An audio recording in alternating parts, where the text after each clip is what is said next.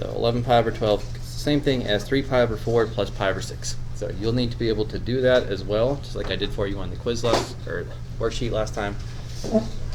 But on this one, they're helping us get it started. So first piece would be sine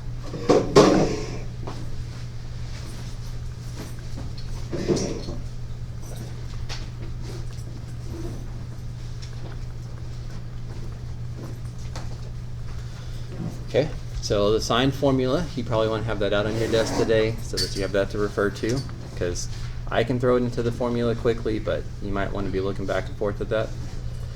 The sine formula says take the sine of the first angle times the cosine of the second. Keep this sign the same. That's a plus, this is a plus. Then sine of the second, cosine of the first. So I'm really just plugging in what the formula says. It's just that I have the formula memorized. Okay, probably the part you need to slow down and double check, because this is where it's easiest to make the most careless mistakes, is when you have to use the unit circle 4 times. So at 3 pi over 4, that's the y value. This is the x value. At pi over 6, this is the x value, and that is the y value.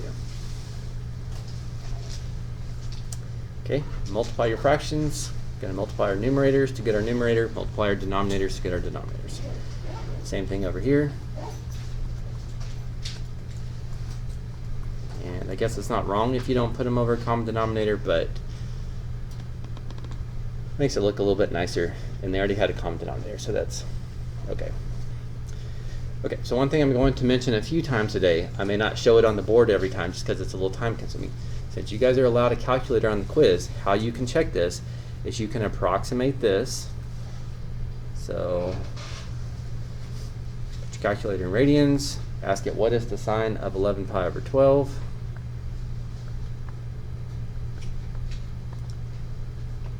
Okay, that's approximately what it's equal to. And as I said last time, this gets you no points. Every year there's 1 or 2 people who just do this. If this is all we were doing, we wouldn't spend a week on this, right? This is a 5-second thing. But then I did that work, and I think the answer is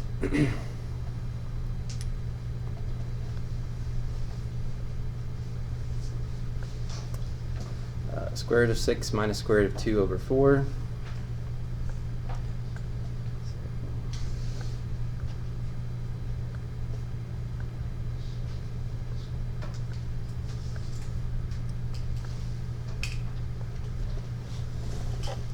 And so these better be exactly the same thing.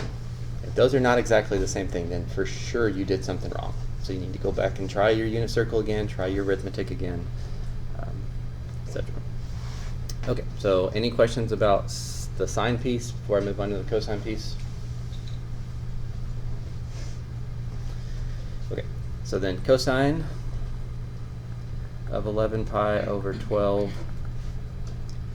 Same thing as cosine of 3 pi over 4 plus pi over 6. Again, they helped us split this up for this question. Cosine's got a different formula. It says it keeps the cosines together. It likes to change the sign in the middle, and then it likes to group the sines together. So you would have to look up a different formula, of course.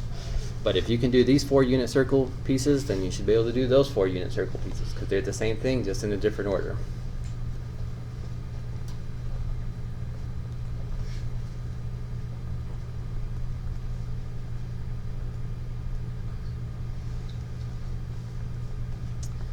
Okay, multiply here, negative square root of 6 over 4. Multiply here, square root of 2 over 4. So in the end, negative square root of 6 minus square root of 2 over 4. That's what I'd get for cosine. And again, if this was actually a quiz, I would compare this decimal to this decimal to be 100% sure. But for time purposes, I'm going to move on. Anything y'all need to ask about cosine while it's up?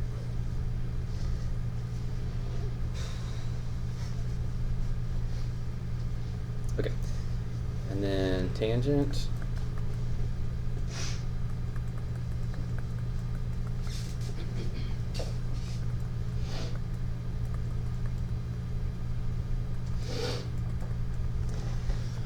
Okay, so tangent has a different formula, of course.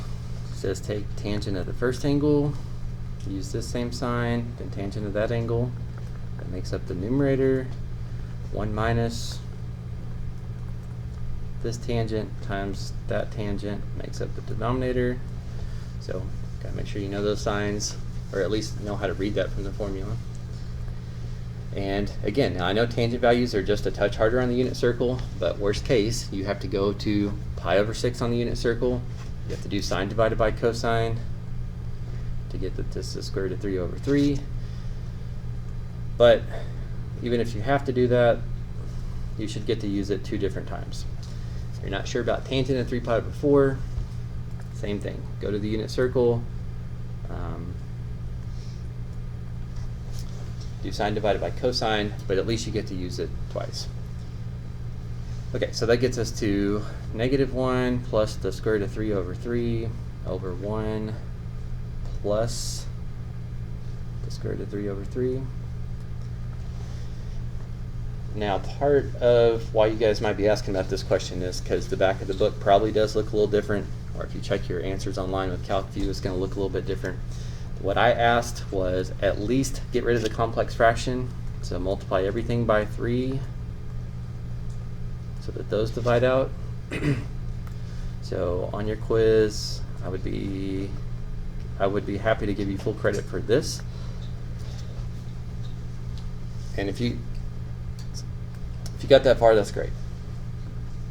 What the back of the book's going to do is it's going to rationalize. It's going to say, wait, I don't want this radical down here, and it's just not really that big of a deal. So if you wanted to multiply the top and the bottom by 3 minus the square root of 3, and then keep going with that, then you can make it look like their answer.